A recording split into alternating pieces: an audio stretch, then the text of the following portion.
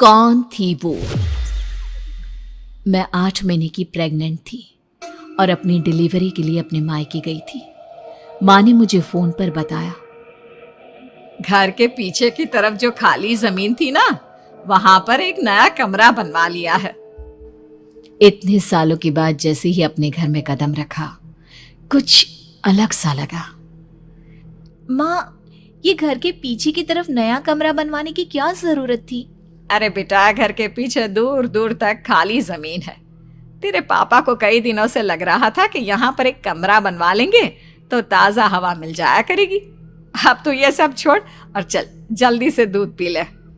माँ, मैं थोड़ी देर में पी लूंगी, आप सो जाओ। मैंने दूध का गिलास उठाकर उस खिड़की में रख दिया। पता नहीं कब आंख लगी। अचानक से खिड़की के पल्लों के खड़कने की तेज आवाज आई। दूध का गिलास धड़ाम से जमीन पर आ गिरा। जमीन पर गिरते ही दूध का रंग लाल हो चुका था। मैंने खिड़की से झांक कर बाहर देखा। चारों तरफ धुप अंधेरा था। उस अंधेरे की तरफ से कुछ आवाजें आ रही थी, जैसे छोटे बच्चे आपस में खिलखिलाकर मस्ती कर रहे हो।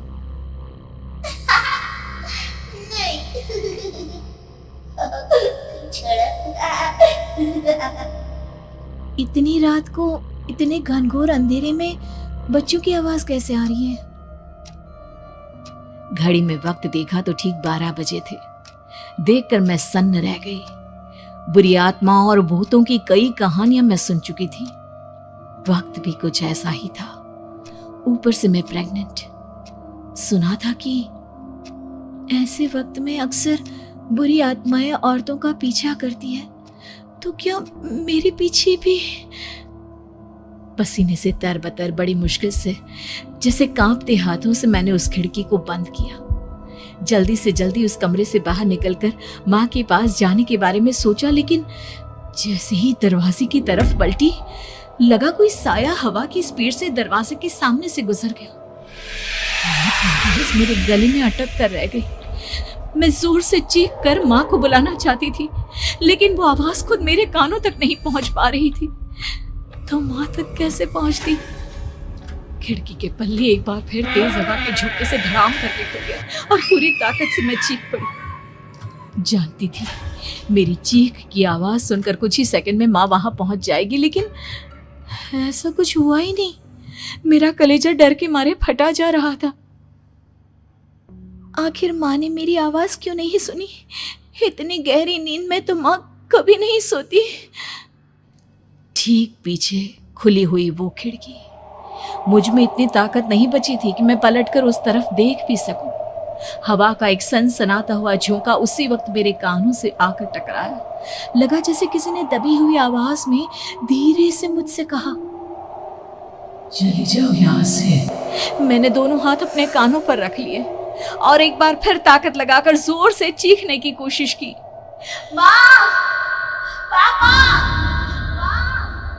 मेरी आवाज उस कमरे की दीवारों से टकराकर वापस मुझे ही सुनाई दे रही थी। जितनी ताकत के साथ मैंने चीखने की कोशिश की थी, कुछ ही देर बाद उससे कहीं ज्यादा तेज और दर्दनाक चीख मुझे सुनाई देने लगी। ये आवाज ठीक मेरे पीछे खिड़की से आ रही थी। वो आवाज मेरे कानों में पिघलते हुए लोहे की तरह गिर रही थी। उन आवाजों में हैवानियत थी। वो आवाजें किसी इंसान की नहीं है, इतना मैं समझ चुकी थी। कांप रहे हाथों से मैंने अंधेरे में कुछ ढूंढने की कोशिश की। तभी अचानक मेरा हाथ बेड पर रखी टॉर्च पर पड़ा। किसी तरह ताकत लगाकर टॉर्च का बटन ऑन किया, लेकिन ये क्या? सामने दरवाजे पर 3 छोटी लड़कियां खड़ी हुई थी। उनके हाथ में स्टील के चमचमाते हुए चाकू थे। मैं घबराकर लड़खड़ाई और पीछे की तरफ हटी, लेकिन तब तक वो मेरे पास आ चुकी थी। उनकी गर्दन टेढ़ी थी और उनके हाथों के वो चाकू मेरे पेट को निशाना बनाने को तैयार। मैं जोर से चीखी, नहीं, छोड़ दो मेरे बच्चे को, मत मारो, मत मारो, छोड़ दो मेरे बच्चे को। सोनाली, क्या हुआ बेटा? तू इतनी डरी हुई क्यों है? उठ बेटा, क्या हुआ?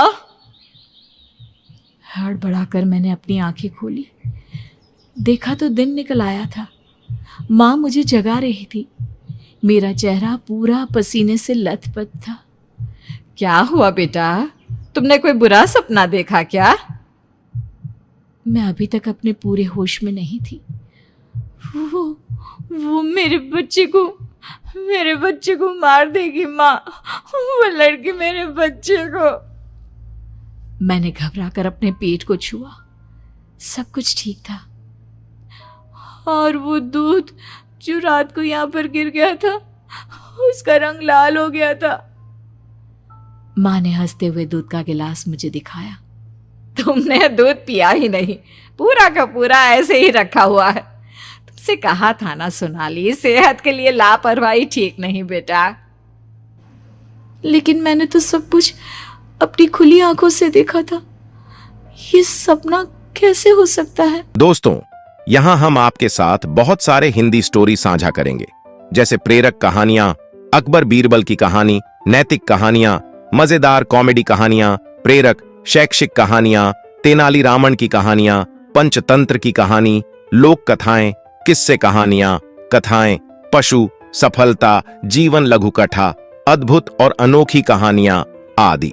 और हाँ, अपने स्टोरी बुक डिजिटल चैनल को सब्सक्राइब करें, साथ में लाइक, कमेंट्स करें। धन्यवाद।